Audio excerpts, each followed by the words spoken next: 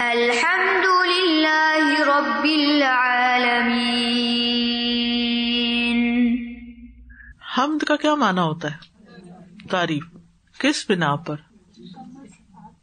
کسی کی خوبی کی وجہ سے اس کی تعریف کرنا. کسی کی خوبی کی وجہ سے اس کی تعریف کرنا حمد کہلاتا ہے. اور اس میں جو ال ہے نا، الحمد، ال کا معنی ہے ساری، سب. عربی میں کہتے ہیں استغراق کے لیے ہے، یعنی اس نے ہر چیز کو شامل کر لیا. تعریف کی جتنی بھی قسمیں ہیں ان سب کا مستحق اللہ ہے، یعنی جو تعریف بھی ہے وہ اللہ ہی کی ہے، کسی اور کی نہیں. مثلاً آپ کسی انسان کی بھی تعریف کرتے ہیں نا، تو وہ دراصل اللہ کی تعریف ہے، کیونکہ اللہ نے اس کو یہ سب کچھ دیا اور بنایا. مثلا پھول کی تعریف آپ کرتے ہیں، کتنا پیارا پھول ہے، تو کریڈٹ کس کو جاتا ہے؟ چاند کو دیکھتے ہیں سبحان اللہ کہتے ہیں، کوئی خوبصورت چہرہ دیکھتے ہیں، کوئی خوبصورت لباس دیکھتے ہیں، کوئی بھی چیز دیکھتے ہیں جس میں بھی کوئی خوبی پائی جاتی تو آپ فوراً کیا کہتے ہیں؟ سبحان اللہ، الحمدللہ. پھر عربی میں محبت اور تعظیم کے ساتھ کسی کی تعریف کرنا، مکمل تعریف، یعنی حمد میں محبت اور تعظیم بھی ہوتی ہے. ایک تو یہ کہ جس چیز کی آپ حمد کر رہے ہیں اس کے اندر خوبی ہوتی ہے، پھر آپ کی تعریف محبت اور تعظیم کی وجہ سے ہوتی ہے. کیونکہ انسان کبھی اس کی تعریف کرتا ہے جس سے وہ محبت کرتا ہے، اور کبھی اس کی تعریف کرتا ہے جس کی وہ تعظیم کرتا ہے. لیکن جب انسان اللہ کی تعریف کرتا ہے تو اس میں محبت اور تعظیم دونوں ہونی چاہیے، تب وہ حمد کہلائے گی. بادشاہوں کی تعریف کیا کہلاتی ہے؟ مدح.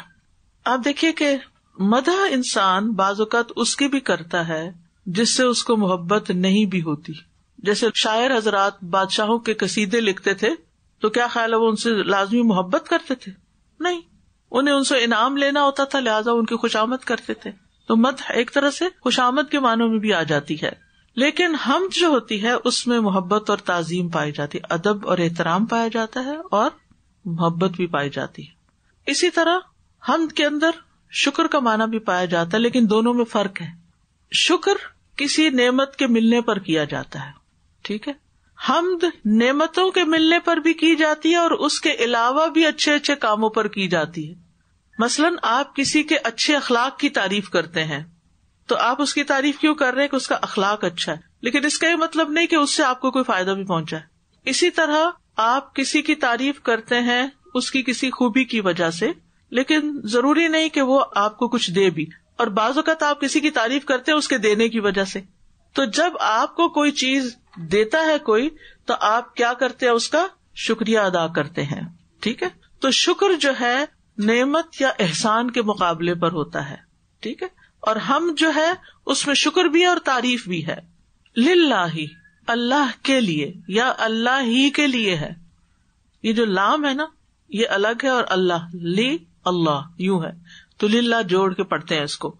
للہ اللہ کے لیے ہے، اور اس کو کہتے ہیں کہ یہ اللہ کے لیے خاص ہے، یعنی اللہ ہی کے لیے ہے. کیونکہ اللہ سبحانہ وتعالی کے جو صفات ہیں اور جو اس کے کمالات ہیں وہ کسی اور کے اندر نہیں ہیں. اللہ سبحانہ وتعالی کی تعریف خود اللہ تعالیٰ نے بھی کی ہے اپنی تعریف، اور اللہ تعالیٰ کو اپنی تعریف پسند ہے اور وہ حقدار ہے اس کا. فرشتے بھی اس کی تعریف کرتے ہیں، انسان بھی تعریف کرتے ہیں، جنات بھی تعریف کرتے ہیں، اور باقی ساری مخلوق بھی کیا کرتی ہے؟ اس کی تسبیح کر رہی ہے. اسی طرح ہر جگہ اس کی تعریف ہے، آسمانوں میں بھی، زمین پر بھی، اور ان کے درمیان بھی، اور عرش پر بھی. وَلَهُ الْحَمْدُ فِي السَّمَاوَاتِ وَالْأَرْضِ.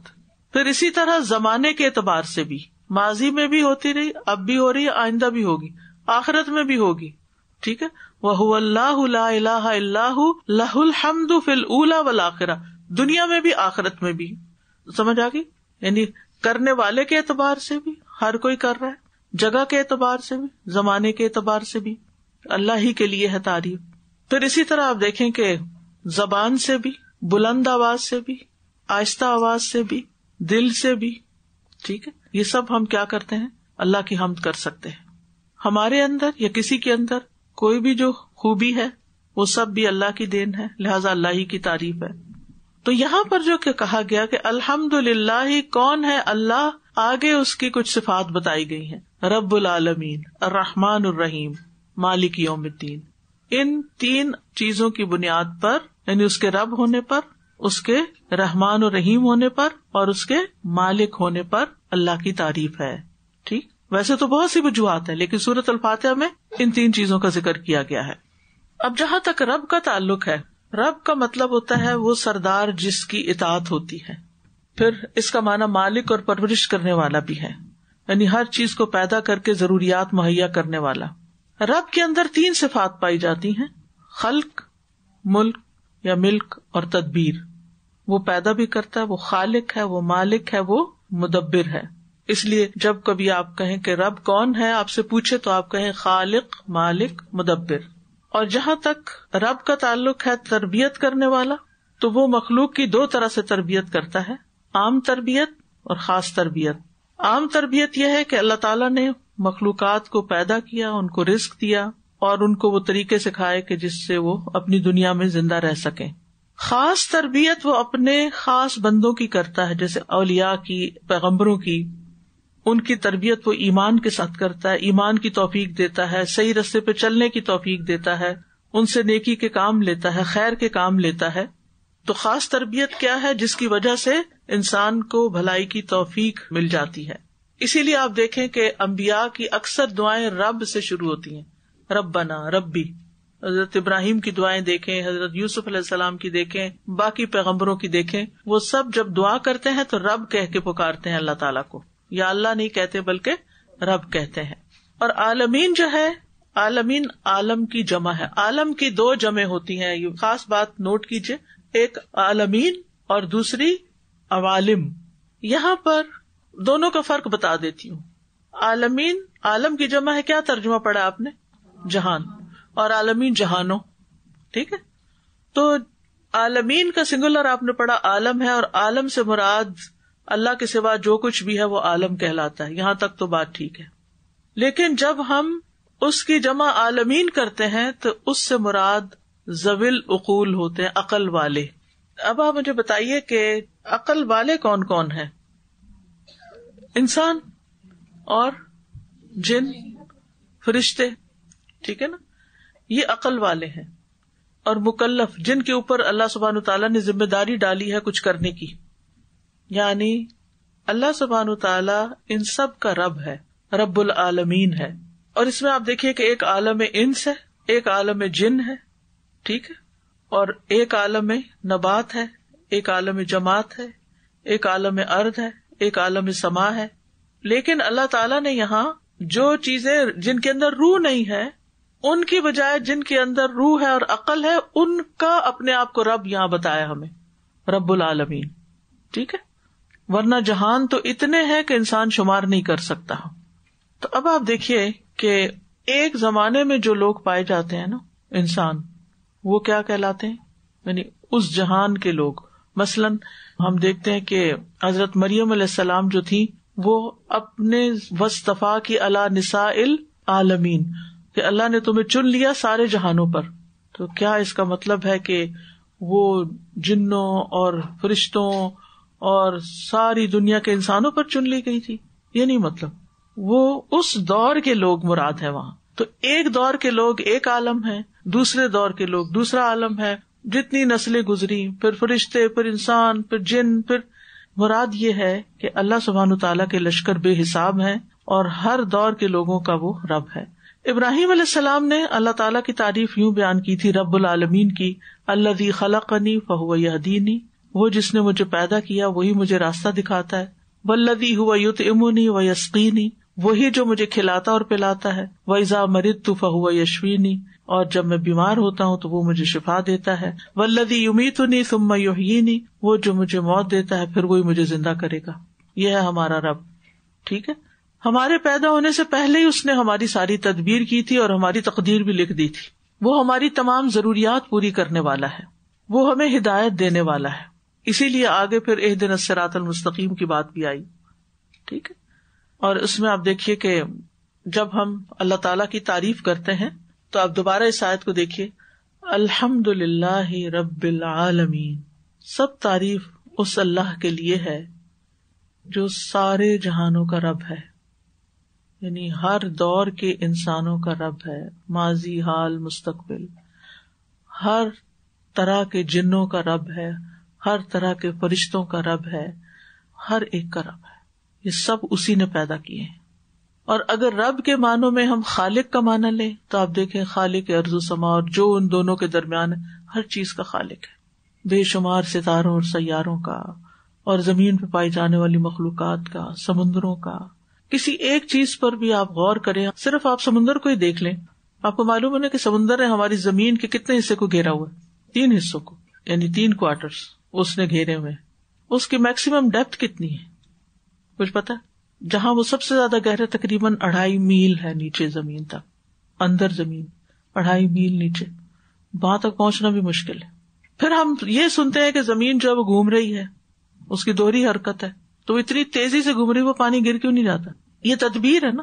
رب پھر صرف خالق نہیں ہے، ان چیزوں کو اون بھی کرتا ہے، مالک بھی ہے، اور پھر ان کی تدبیر بھی کرتا ہے کہ انہوں نے کام کیسے کرنا ہے. ایک چونٹی کتنی چھوٹی سی چیز ہے، اس نے کیا کھانا ہے، کہاں رہنا ہے، کیسے سروائیو کرنا ہے، کیسے اپنے آپ کو پروٹیکٹ کرنا ہے، کیسے اپنی حفاظت کرنی ہے، یہ ساری تدبیر کون کر رہا ہے؟ کیا میں اور آپ کر رہے ہیں؟ انسان کر رہے ہیں. شہد کی مکھیوں نے کیسے کام کرنا ہے، انہوں نے شہد کیسے بنانا ہے. یعنی اتنی مخلوقات ہیں اللہ تعالیٰ کی کہ ہم گن بھی نہیں سکتے. ان سب کو پیدا کرنے والا، ان سب کو طریقہ سکھانے والا کہ انہوں نے کرنا کیا ہے، ان سب کے روزانہ رزق کا بندوبست کرنے والا صرف اللہ ہے. ہم اس لیے اس کی تعریف کرتے ہیں. نہیں اللہ کی تعریف کیوں کریں؟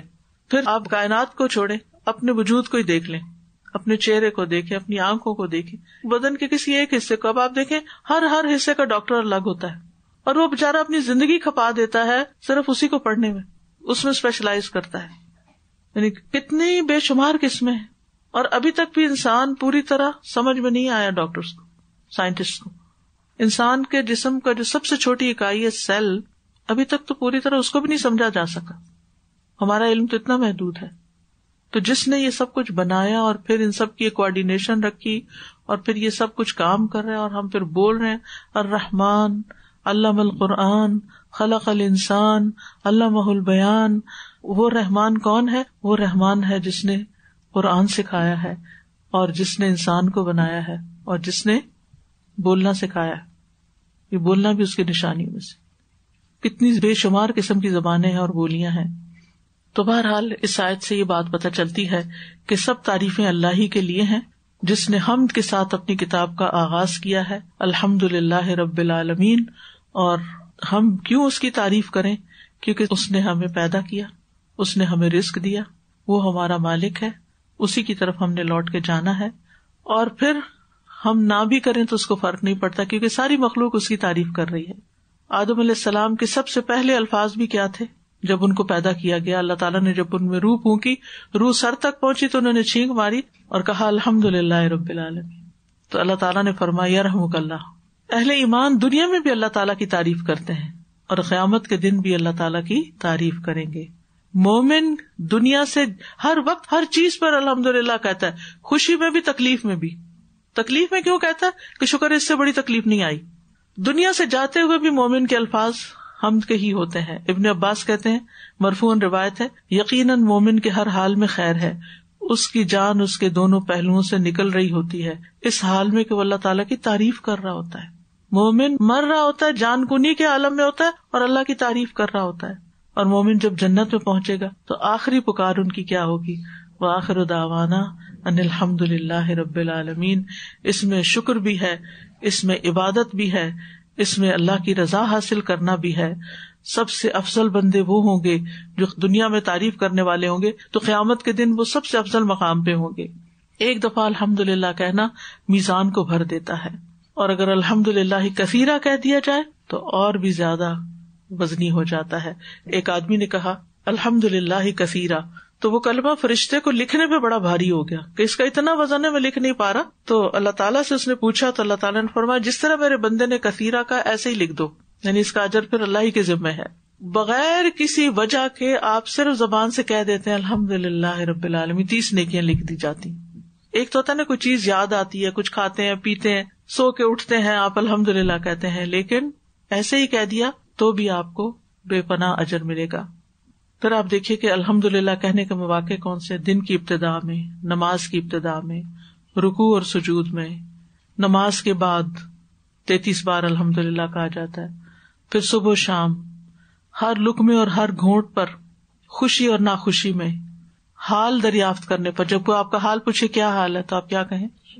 شکر الحمدللہ. نعمت ملنے پر، چھینک مارنے کے بعد، مصیبت زدہ شخص کو دیکھ کر، کاموں کے اختتام پر، بستر پر لیٹتے وقت، تکلیف کے وقت، ہر خطبے کے آغاز میں، دعا مانگنے سے پہلے. نبی صلی اللہ علیہ وسلم فرمایا جب کوئی آدمی اللہ سے سوال کا ارادہ کرے تو پہلے وہ اللہ کی ایسی حمد و ثنا بیان کرے جو اس کے لائق ہو، پھر درود پڑھے، اس کے بعد دعا کرے، تو اس طرح وہ اپنی مطلوبہ چیز پا لے گا. تو آج کے لیے یہاں تک ہی کافی ہے.